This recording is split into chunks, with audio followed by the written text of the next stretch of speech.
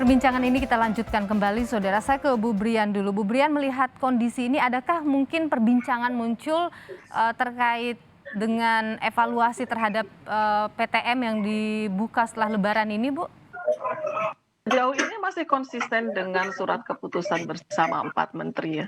Walaupun kalau kita baca ini spesifik untuk COVID sebetulnya ya, tetapi sambil melihat tadi saya sampaikan di depan, sambil kita melihat juga perkembangan kasus-kasus yang ada. Tapi saya setuju ya dengan yang disampaikan oleh Bu Retno dari KPAI bahwa edukasi ini mungkin harus lebih ditingkatkan, termasuk di sekolah, mengaktifkan UKS, dan pesan-pesannya harus ditambah pesan edukasinya karena ini ada potensi penularan melalui saluran cerna. Nah, ini artinya kan kita harus juga menjaga kebersihan kamar mandi begitu kan. Kemudian juga tadi kalau kantin tadi terkait dengan lalat dan seterusnya. Jadi ini lebih luas ya, soal kebersihannya itu tidak sekedar kebersihan terkait dengan udara begitu, tapi juga cuci tangan pakai sabun itu satu hal, tetapi yang lain secara umum terkait dengan kebersihan lingkungan. Ini edukasi harus dikencangkan. Kemudian yang kedua adalah masalah pengenalan gejala. Seperti tadi Bu Nadia sampaikan, gejala mual, muntah, diare gitu mungkin ini kan berbeda ya. Jadi ada modifikasi dari yang COVID. Walaupun jangan lupa bahwa masih ada sekitar 18 atau 20%-an ya Bu Nadia, gejalanya ini masih gejala saluran pernafasan juga ada. Jadi tidak hanya dari saluran cerna, walaupun dominannya memang gejala-gejala dari saluran cerna. Jadi ya ini gejalanya COVID plus gitu, jadi makin luas. Ini mungkin momentum juga nih untuk kita, untuk pemerintah, untuk mempromosikan perilaku hidup bersih dan sehat itu secara keseluruhan, holistik begitu. Oke, baik. Bu Retno, apa yang perlu kita evaluasi dari proses kegiatan belajar mengajar di sekolah saat ini? Ya, pertama menurut saya dievaluasi saja setelah misalnya 2 minggu ya berjalan. Evaluasi ini penting karena kan kita juga habis mudik bersama ya. Yeah. Artinya ketika mudik ini puluhan juta orang itu bergerak, maka dan kita belum endemi, tentu ini kan hal yang perlu dievaluasi juga ya, bahwa ini masih masa pandemi gitu. Nah, artinya SOP-nya tetap sama, kalau ada kasus kemudian sekolah ditutup sementara atau bagaimana, tergantung bagaimana rekomendasi puskesmas. Yang kedua adalah menurut saya mulai melakukan edukasi. Nah, edukasi ini sebenarnya kepada para guru itu bisa dilakukan ya, karena para guru biar bisa mengedukasi anak-anak juga. Nah, lalu kepada orang tua, bagi kami ini penting misalnya bentuk-bentuk seperti flyer, infografis dan lain-lain ini harusnya mulai disebarkan oleh pemerintah. Ya, Kemenkes membuat, kemudian minta bantuan sekolah menyebarkan ke anak-anak, ke orang tua, itu bisa dilakukan karena gejala-gejala awal ini penting sekali diketahui oleh orang tua agar tidak mengabaikan, ini cuma diare biasa gitu, atau dianggap bahwa ini adalah hal yang sebentar lagi juga sembuh gitu. Nah, tapi harus tahu bahwa jangan sampai kuning kemudian dibawa. Lalu kemudian orang tua harus punya kesadaran bagaimana ketika kapan harus ke fasilitas kesehatan terdekat gitu ya untuk mencari pertolongan bagi anaknya. Nah, menurut saya ini harusnya sejalan gitu. Jadi semuanya harusnya paralel dilakukan, baik kepada orang tua, guru maupun anak-anak. Oke, tapi Bu Retno, apakah perlu dievaluasi soal jumlah jumlah siswa yang bisa masuk dalam pembelajaran tatap muka? Kalau memang terkait dengan tadi ya COVID, karena kita juga masih pandemi. Kita masih pandemi dan kemudian ditambah dengan adanya kasus hepatitis yang masih belum diketahui penyebabnya. Perlukah itu kemudian? Menurut saya mungkin tidak 11-12 dilakukan sama gitu dengan daerah lain atau se-Indonesia ya.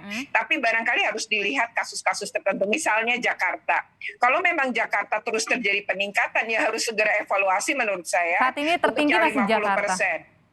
Ya, artinya jumlah ya. Mungkin kalau ini sekarang kan tadi dilaporkan sekian, tapi ternyata tidak semuanya masuk ke kategori ini, kan artinya ini lagi proses. Tapi kalau terus meningkat kan kita tidak tahu ya dengan misalnya anak-anak itu di sekolah suka jajan di luar pagar sekolah, karena kan banyak tuh tukang-tukang jualan gitu. Nah, apakah kita juga memastikan kebersihan? Kalau enggak, mereka kemudian terutama SD nih.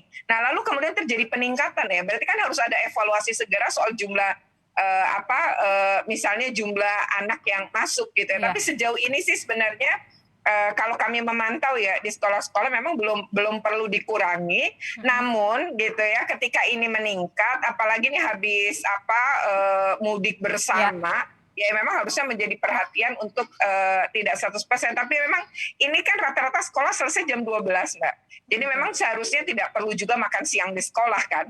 Artinya sesungguhnya kantin itu bukan sesuatu yang mendesak untuk dibuka sebenarnya. Itu sih yang perhatian kami. Kantin menjadi catatan KPAI ya untuk sementara ini dari evaluasi pembelajaran tatap muka. Saya ke Bu Nadia lagi. Bu Nadia, banyak yang mengaitkan ini dengan COVID. Apakah memang berkaitan, Bu Nadia?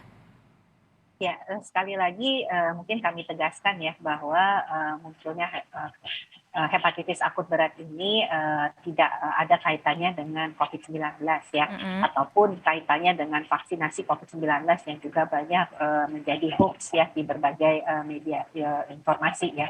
Jadi jelas berbeda karena yang pertama disebabkan oleh virus COVID-19, yang kedua ini virusnya belum diketahui apakah hepatitis yang bermutasi ataukah adenovirus tipe lainnya gitu ya. Jadi ini berbeda. Nah, makanya kemudian memang WHO mengatakan kita harus waspada di tengah pandemi COVID-19 yang kalau di negara kita penanganannya terjadi penurunan yang terus membaik ya indikatornya. Nah, ini kita jangan lengah karena ada ancaman hepatitis akut berat yang sebenarnya kita bisa cegah dengan tetap menjalankan prokes. Oke, Bu Nadia, ada juga istilah pending classification, kemudian ada 7 kasus yang discarded. Ini sebenarnya apa ini, Bu Nadia? Mungkin boleh diberikan pemahaman kepada publik. Iya, jadi dari awalnya kan karena ini hepatitis akut ya, jadi kan memang penyakit hepatitis ini kan sudah lama, berbeda dengan COVID yang memang penyakit baru.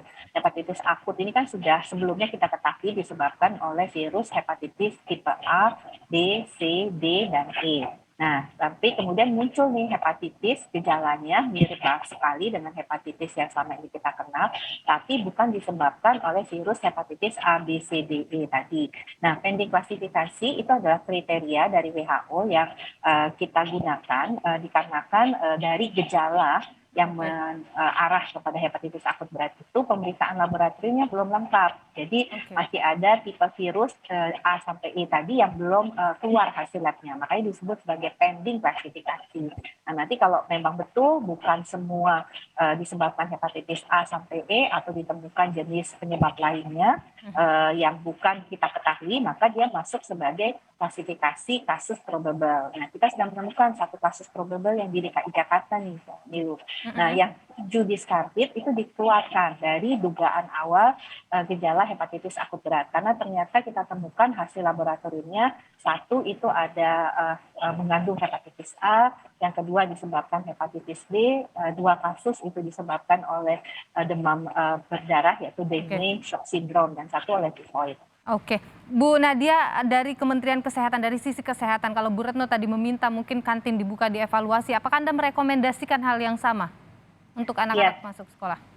Ya, tentunya kita sangat setuju ya, kita akan evaluasi dulu ya untuk bagaimana pertama perkembangan dari virus hepatitis akut berat ini, karena ternyata kan memang kasusnya kalau kita lihat hanya tidak sebesar seperti kasus COVID ya. Jadi tentunya urgensi untuk pembukaan kantin nanti kami akan koordinasikan dengan Kemendikbud untuk metode.